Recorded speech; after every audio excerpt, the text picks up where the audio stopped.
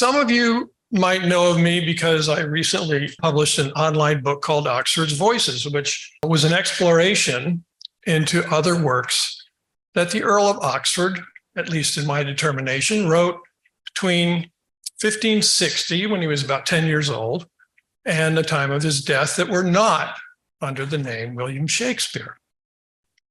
Well, I was surprised to find out shortly after I posted this that this is a controversial subject. Apparently, some people think that this is a really taboo idea. Just 3 hours ago, you were very strongly warned not to go down this path. And I guess it is kind of hard to wrap your head around the idea that the Earl of Oxford might have written things and let other people take credit for them. But anyway, you can breathe a sigh of relief. You've dodged a bullet, because I am not going to talk about anything having to do with Oxford's Voices. No, I decided when I'm coming to New Orleans this year, I need to pick a completely benign topic. Okay? One upon which everyone agrees, and there's no controversy at all. And thus my title this afternoon. Yeah. Now, let me start by saying there have been many articles, an entire book, and about a quarter of a documentary film that have been dedicated to trying to convince us that the Earl of Oxford had sex with men. And that's fine. The loyal opposition is going to take about 39 minutes and explore part of that. I think I'm going to start with the question, should we wish that Oxford were bisexual? The answer is, in my opinion, absolutely. We definitely would want that. Why? Well, according to Wikipedia, the probability is about 1% that an adult male is actively bisexual. Last year, Gallup did a poll, and 2% of male adults polled claimed a bisexual self-identity. So it's somewhere between 1% and 2% of people. If both Oxford and Shakespeare could each be proved separately to be bisexual, it would be 50 times more likely that these identities belong to one person than two. So it would be great if it were true. A flimsy claim, however, does Oxfordianism more harm than good. So I decided I wanted to explore the question. Now, it's important to start by saying, I think there are two components to this, the Earl of Oxford and Shakespeare separately. There are a few reasons for that. Number one, about 7 billion people don't really think that they're the same two people. I think it's important for historians and biographers to know separately from Oxford's biography, what his sexual orientation was, and for literary people to understand Shakespeare's sexuality from what he wrote. In the time I have today, I'm going to focus on the title of my talk, which is, was the Earl of Oxford bisexual? We're going to look at evidence from his biography alone. We're not going to look at Shakespeare today. We can do that another time, of course. I want to start by saying that there is plenty of evidence that Oxford was heterosexually inclined. He had 2 wives and a mistress that we know of. He created 8 pregnancies, producing 7 children and a miscarriage. And in 1571, when Oxford got married, the young female population of London went into hysterics of grief. The event, quote, hath caused great weeping, wailing, and sorrowful cheer of those ladies that hoped to have had that golden day. So he certainly appealed to women, and they seem to have appealed to him. So I think the evidence is overwhelming that throughout his life, Oxford fit the heterosexual mold. Did he also have sex with men? Well, I really have never come across a comprehensive argument for this. Most of it is given in bits and pieces, usually with kind of a raised eyebrow, you're supposed to fill in the blanks. So I went through all the material that I could find related to this argument, and I managed to call out 9 arguments for homosexual activity by the Earl of Oxford. And here they are. Number 1, Oxford was involved with the theater, and all the actors at the time were male. Number 2, Oxford fell out with his wife for a time. 3, Gabriel Harvey hinted that Oxford was homosexual. Number 4, Oxford wrote, quote, at least one homoerotic poem. 5, Howard and Arundell accused Oxford of having sex with boys. 6, Oxford brought home a 16-year-old singer from Italy to serve as a household page. Those two are related. Number 7, it is possible that Roland York was Oxford's sex partner. Number 8, there was a homosexual, bisexual group of men in London. And finally, Barnabe Rich described Oxford as effeminate. So we're going to address these points one by one. The first few, I think we can dismiss pretty fast, at least in my opinion. If you disagree, come and tell me afterwards. And number 1, that Oxford was involved with the theater and all the actors at the time were male. Well, there have always been more heterosexuals than homosexuals in the entertainment industry. That's just a statistical fact. And actors of the day were males, not because mostly gay men became actors, but because women were barred from the profession. Now, even if, which I would never argue, playing female roles attracted gay men to the profession, male roles were far more numerous anyway. So statistically, however you look at it, the odds are that Oxford was straight. Number 2, Oxford fell out with his wife for a time, and the innuendo always is he must have desired sex with men. That's why he left her. Well, I say statistically, again, we can say most men who leave their wives are straight. Many of them leave for or to seek another woman. Furthermore, the reason Oxford became estranged from his wife is on the record. He became convinced that she had given birth to another man's child. And the associated claim that we hear is that while separated, Oxford was, quote, in the company of male secretaries and pages for at least 9 years. And my reply to that is, well, of course he was. There were no female secretaries and pages back then. So this is evidence of normal life. So far, we haven't really seen anything we can hang a hook on. Okay, now we're getting at a little more substantive things. Gabriel Harvey hinted that Oxford was homosexual. This comes from 2 publications. First one is from 1580 in Speculum Tuscanismi. Harvey charged in Latin that Oxford wrote, quote, no works, but womanish only. My first reply to that is, well, so what? The comment is aimed at Oxford writing, not his sexual activities. But number 2, and I think even more important, the basis for the implication is false. Gay men are not known for writing romance novels for women. I don't think In Cold Blood and American Psycho are on most women's bedtime reading lists. Now, here's another thing that doesn't seem to come up. Oxford's known works at that time were not womanish, at least not in my opinion. He wrote a couple of prefaces, and we know about them, and he wrote some song poems as well. There's no hint of homoeroticism in those writings, and the proponents have not told us to which works Harvey was referring. Well, here I'm going to sneak in a little Oxford's voices because I think I can elucidate this and fill in the blanks for them.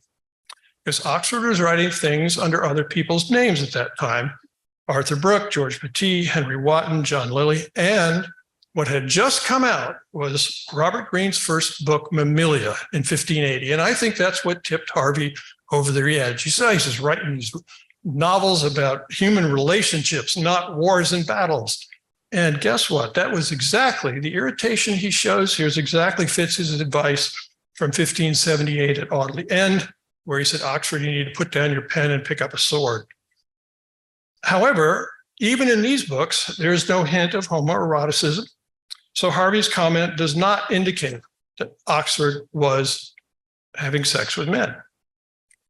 Okay, the second one that's cited is Pierce's supererogation from 1593. Harvey describes John Lilly as, quote, once the foil of Oxford, sometime the fiddlestick of Oxford, now the very bauble of London.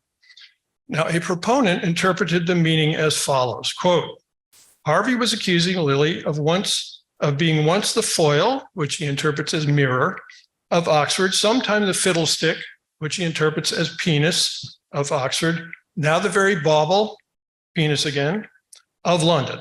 In effect, Harvey was accusing both Oxford and Lilly of being sodomites. Well, I don't think that interpretation flies. First of all, there is no way Gabriel Harvey would have accused a nobleman of sodomy in print. It was punishable by death in those days. This was a really serious thing. Had he done so, he would have been arrested. He never was. And don't forget, Harvey had already fled. He had to hide out in a nobleman's house for quite a while because he pissed off the Earl of Oxford when he wrote Tuscan Isby. So was he going to do it again? And to an even greater degree? I don't think so. 3 years later, and have with you to Saffron Walden, Thomas Nash vowed that Lilly would get even with Harvey for calling him the fiddlestick of Oxford. I don't think Nash would likely have repeated the phrase had it referred to Oxford's erect penis. But that's okay. We don't just have negative evidence. We've got some positive evidence too. And here's what I think Harvey meant. He was speaking of tools, but of a different kind. All three terms have a clear meaning in the theatrical context that all of us know existed. A foil is used in the art of fencing, such as in dramas on the stage. A fiddlestick is used in the art of music. And a bauble was a baton used by jesters, like in this picture. So I think Harvey was merely accusing Lilly of being a tool for Oxford's theatrical activities in drama, music, and comedy. Number 4, Oxford wrote at least one homoerotic poem which testifies to bisexual interests. Those are from 2 different sources. You'll notice, I hope, that I am not naming any names. In fact, I highly respect the work of all the people I'm quoting from. I've quoted from them in my book. I've recommended them to other readers and so forth. We're only exploring one narrow topic. Well, even though it's listed as at least one homoerotic poem, only one poem is ever cited. So I think we can really say, okay, it's really one. It's called The Lively Lark. And in it, the strolling narrator meets Desire, a courteous knight of whom he craved talk. The knight takes the poet's hand. For a kiss, maybe? Tryst in the bushes? No, I don't think so, because holding hands was a social courtesy. And where do we know this from? Well, how about scene 1 of Much Ado About Nothing, when Don Pedro says, "Your hand, Leonato, we will go together." But there's a conclusive reason why this poem fails to support proponents' case, and that is there is no homoerotic content in it. The whole point of the poem is to deliver the old Russian joke about Schadenfreude. Let's look at the poem. I think proponents have misread the 4th and 3rd to last lines as if Desire speaks of, quote, another man that he desires to obtain. That certainly sounds, in the realm.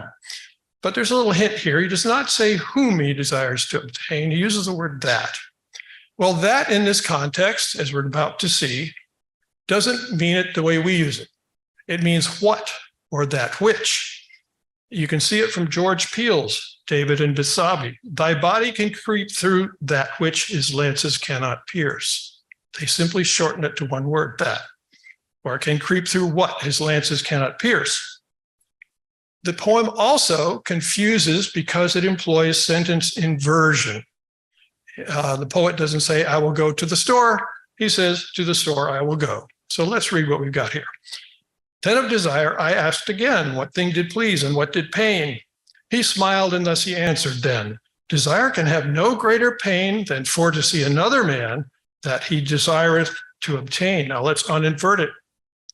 To see another man obtain what he desires. That's what the poet's saying here. And look at the last 2 lines. They support this. Nor greater joy can be than to enjoy that which others miss. Okay? So the desire here does not stand for homosexual yearning, but the desire to witness others' failure rather than their success. This is a shallow little joke, really. So none of the approximately 36 poems attributed to Oxford from his youth have any homoerotic content. At least one becomes 0. Okay, now we're getting into some of the heavier stuff. Howard and Arundell accused Oxford of having sex with boys. As Schumann wrote, no evidence to support any of these charges was ever presented. And to this person's credit, a proponent did admit, quote, to put this into a clearer context, Howard also accused him of having sex with sheep, mares, and goats. Now, Rarely is it mentioned, especially by proponents, that one of the co-conspirators said, I can't attest to this. That was Francis Southwell, the only honest one among the group. He wrote to Howard, and this is in the state papers, I cannot particularly charge my Lord Oxford with pedication, neither with Tom Cook, nor Powers, nor any else. Now, you've heard the old phrase about where there's smoke, there's fire, and a lot of people think that way with regard to this question. But I would say, in this case, where there's smoke, there's arson. Arundell was a serial con artist. A researcher named Peck detailed the specific charges Arundell made against Oxford, quote, all of which were later repeated in Leicester's Commonwealth, which is in the style of the longer papers surviving in Arundell's handwriting from the 1581 squabbles. Arundell was a one-trick con artist with two victims. Now, whether the victims deserved it is another question. But his trick was he would incorporate some believable things, and then he would pile in all the other stuff to just bury the guy. And so someone who might have known that one or two of them, yeah, that's actually true, would swallow the rest of it. But that's all we've got here. Now, a related claim is that Oxford brought home a 16-year-old singer from Italy. One Oxfordian wrote, I believe Oxford was bisexual, not because three contemporaries formally accused Oxford of pederasty in 1581, but because Oxford returned to England from Italy in 1576 with a 16-year-old choir boy who stayed in Oxford's home for 11 months before returning to Italy. Now, I think this logic is a little bit strange. A specific accusation is not valid evidence, but hiring a page is. Now, the term choir boy, you have to realize, has baggage for the modern brain. It taps into images of pederastic Catholic priests, but the choir boys were not at fault in those instances. The priests were, and Oxford was not a member of the clergy, so the innuendo just does not apply. Now, one proponent conceded, quote, it should be noted that simply keeping a page, a long tradition with the nobility, was hardly an indication of sexual impropriety, and that's true. So I think we are lacking evidence here, but we have tremendous amount of positive evidence saying the contrary. For one thing, the singer page was none the worse for wear upon returning home. Dr. Nomi Magri investigated the transcript of Cuoco's interrogation and concluded that his stay with Oxford did not involve any sexual abuse, as is reported on Professor Alan H. Nelson, no booze, thank you, website. Instead, the concern over Orazio's being perverted has to do with the possibility of his being converted to Protestantism. Number two, Cuoco testified that after being invited to England, quote, I asked my father and my mother and both advised me to go. I think if the Earl of Oxford had dragged with him a long history of having abused boys, the parents would have figured it out. He spent a lot of time in Italy. I think the word would have gotten around, but the parents said, hell yeah, go ahead. It's going to be great. You'll have a good time. Maybe it'll help your career and you can make a living. Number three, Cuoco's comments indicate that he liked and respected his employer. And he said he left England not because he wanted to or feared anything, but because the Catholics came to fetch him to keep his soul intact, you know. But there's more, because it's precisely the Oxfordian context that reveals why Oxford brought the singer home in the first place. Of course, he brought him to show off at court, and he spoke with Queen Elizabeth and sang for her. But a history of a Greek maid, conjectured to be an early version of Pericles, was performed in 1577, the year Cuoco was still there. And in Act 5, Marina sings to help heal the mind of her grieving father. And I think a boy actor with a church choir voice would have been perfect for that scene, just off stage, perhaps, if he wasn't the main actor, which I doubt he was. So I think Oxford brought him home. He's in songs in almost every play. We heard that earlier today, and here's someone who could really do them justice. We nevertheless come across statements such as this, quote, the Earl of Oxford, copulating with his page boy, could easily be seen as what we would now term bisexual. And I would say, well, yeah, of course it could, had he done so. There's no evidence for it. Now, there's even more evidence, I think, contradicting charges of pederasty on Oxford's part. So let's ask three questions. Was Oxford having sex with boys while at Cecil House? No, because Burleigh was virtually a Puritan and he never would have stood for it. Would Burleigh have encouraged a bisexual man to marry his only daughter? I won't say it's impossible, but I'd say it's unlikely. Did Oxford prey on boys when in his lusty mid-20s he resided in the most cosmopolitan cities in Europe? The answer here is a pretty strong no.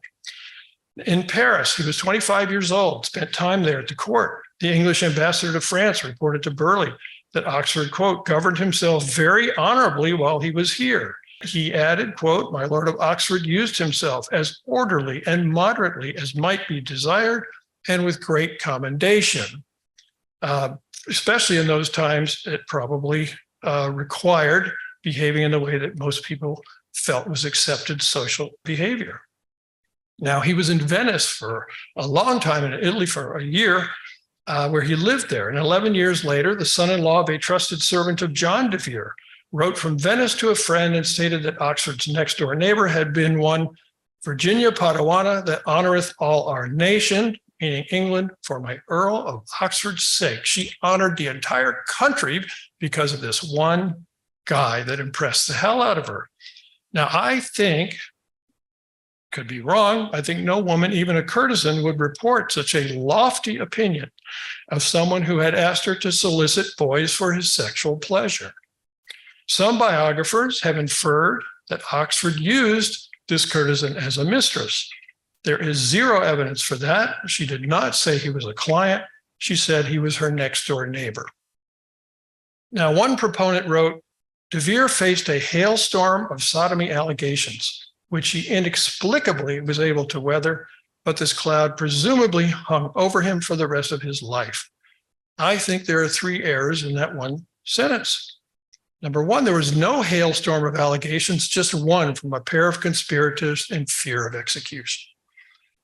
Number two is Oxford weathered the accuser's charge is easily explicable if innocence is one of the options.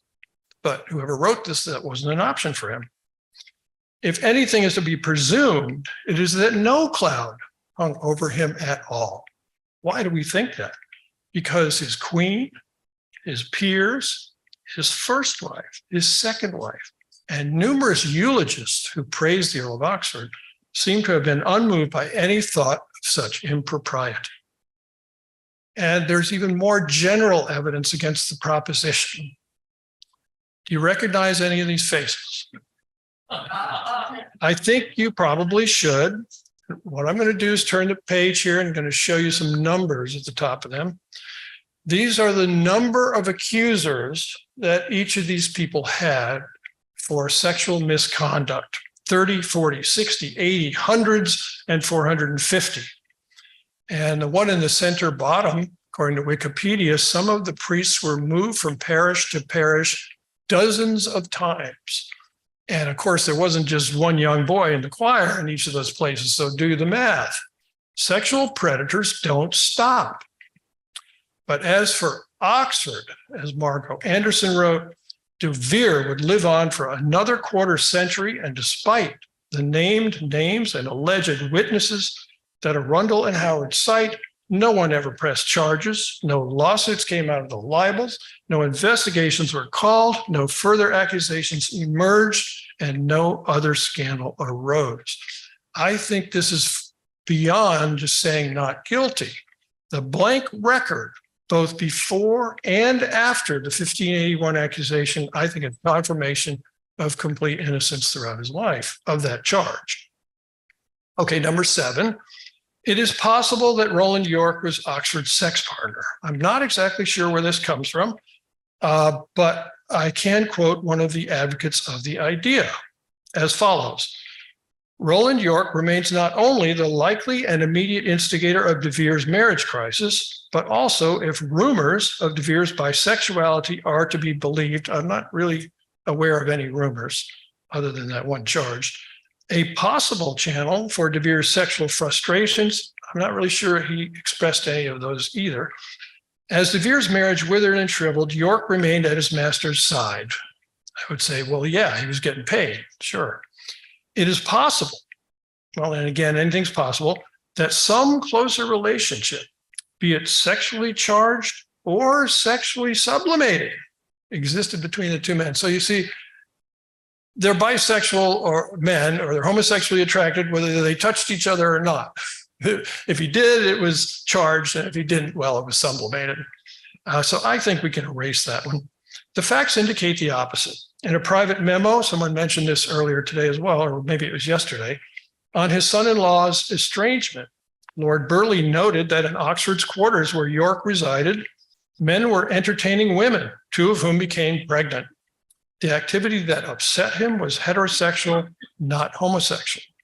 But, and this is the absolute cap on the argument, Howard and Arundell had both known York and Oxford for years. They could have ruined Oxford by outing the two men as sex partners. Their silence on the subject proves there was nothing to report. The relationship, I think, was simply fabricated. Number 8, there was a homosexual, bisexual group of men in London. Again, I get my first answer is, well, so what? I mean, bits of history about gay men in Elizabethan times are no more enlightening than descriptions of wool trading in Stratford-upon-Avon in orthodox non-biographies of Shakespeare. But proponents make much of the existence of a self-aware homoerotic community in early modern London. And again, I say, so what? Gay association is not new. It's okay. One Oxfordian has argued that Southampton was part of a group of homosexuals and bisexuals that included the following 7 people. But observe, Oxford is not listed as a member of the group. They're just simply saying, well, you know, he was connected to Southampton. And if we're staying within Oxford's biography, he was connected to him because he was set up to possibly marry his daughter. But no one has bothered to check. Was Oxford a member of the group? So I decided I need to find out. I found out that Oxford was in fact either apart from or at odds with 7 of those 8 people. Oxford said of Devereux, quote, I have already received diverse injuries and wrongs from him. Oxford also complained, my Lord Howard was the worst villain that lived on this earth. Oxford wrote in a letter to Cecil, all the world doth know that the crimes of Sir Charles Danvers were so bifold that justice could not dispense any farther. So 3 of them, he was really on the outs. And the rest of them are pretty much non-entities in Oxford's biography. Biographers did not mention Perez among his companions. Nelson's excerpts of letters from others to Anthony Bacon indicate no closeness to Oxford. The only mention of Francis Bacon in Nelson's book is a reference to my cousin Bacon in a legal letter from Oxford to Cecil. Now, as a fellow ward, Oxford would have known the father of Roger Manners, Edward, and correspondence indicates that Roger knew who Oxford was, but there's no indication they were close. So I would conclude that there's no evidence that Oxford was sexually involved with these people and abundant evidence that he was not involved with them at all. So I think that argument pretty much dissolves. And now we're coming to the final one, and this is my favorite. And also, I think it has been the one that has been the most persuasive to people. That is that Barnabe Rich described Oxford as effeminate. It started with B.M. Ward. B.M. Ward proposed that Barnabe Rich's report in the prefacing address of Rich's Farewell to Military Profession, 1581, is a description of the Earl of Oxford. Clarke and the Ogburns accepted the charge. Other Oxfordians have repeated it. Nelson gloated over it. You should read what he has to say. And he's more guarded than the Oxfordians. He said it could conceivably point to the Earl of Oxford as argued by his apologists. So even he put it in very guarded terms. Well, let's look at the passage that Ward said described the Earl of Oxford.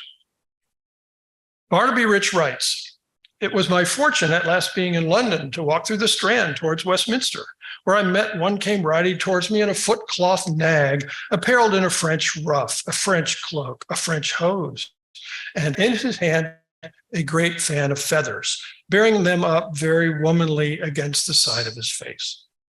And one proponent wrote, the description of an unnamed English nobleman fits De Vere in every detail. And I'm going to show you that it does no such thing. We can dismiss Ward's conclusion with three sets of observations.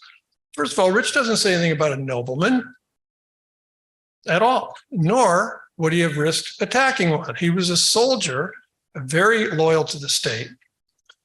In the very same year of 1578, Harvey said of Oxford, courage animates thy brow, Mars lives in thy tongue, and thine eyes flash fire. He didn't say thine eyes are burning coals hiding behind feathers. As Harvey testified in Tuscanisme also, Oxford's imported clothing style was Tuscan, not French. All right. But wait, as they say in the commercials, there's more. Barnabe Rich clearly identified his target. In Don Simonides, published the very same year, Rich identifies the object of his scorn, a military captain from Rome. Listen to this virtually parallel description. The last day as I passed the street, I met one Signor Andrucchio, captain of our castle St. Angelo, bravely beset upon a horse of force. Instead of armor meet for a soldier, he was apparelled in crimson velvet, embroidered with pearl and stone. Instead of a lance, he bare in his hands a fan of feathers. Alas, I am sorry to make you privy to the antique fashion of our foolish and effeminate captain. And remember, the first address in Farewell was to the noble soldiers. Rich always talked to soldiers and about soldiers. So confirming in the first case that he was talking about a soldier on a horse, not some nobleman. But wait, there's more. Barnabe Rich actually loved and respected the Earl of Oxford. Now you can take it or leave it, but in my book, I deduced that Oxford helped Barnabe Rich get his first few books published and even made some contributions to them. Regardless of that, in 1604, in a book called A Soldier's Wish, Barnabe Rich appealed to King James on Oxford's behalf. Now listen to the text, you'll see that that's who he's talking about. Quote, but now if the goodness of a prince may promise a gracious consideration to the well-deserving, England is made happy in him whose name is already consecrated to immortality, whose magnificence equaled with virtue is able with Caesar with one hand to hold the spear and with the other to hold the pen, whose imperial seat is no less renowned by Mars than beautified by the Muses. Now, he concludes with a line that we see many times when people are talking about Shakespeare or Oxford and they don't want to tell you everything they know. He says, I could wade farther, but it were better for me to conceive in silence than not being able to utter might seem indiscreet. I will therefore here stay myself. So Rich says that Oxford carries himself like Caesar. I don't recall Caesar having a fan of feathers. And his ancestral title is renowned by Mars. That is the polar opposite of Rich's detested effeminate captain. So Ward was painting this picture like this of the Earl of Oxford, which many people have adopted. But his true tribute to Oxford was painting a picture more like this. A guy who was a combination of Mars and a stage guy, with the Muses.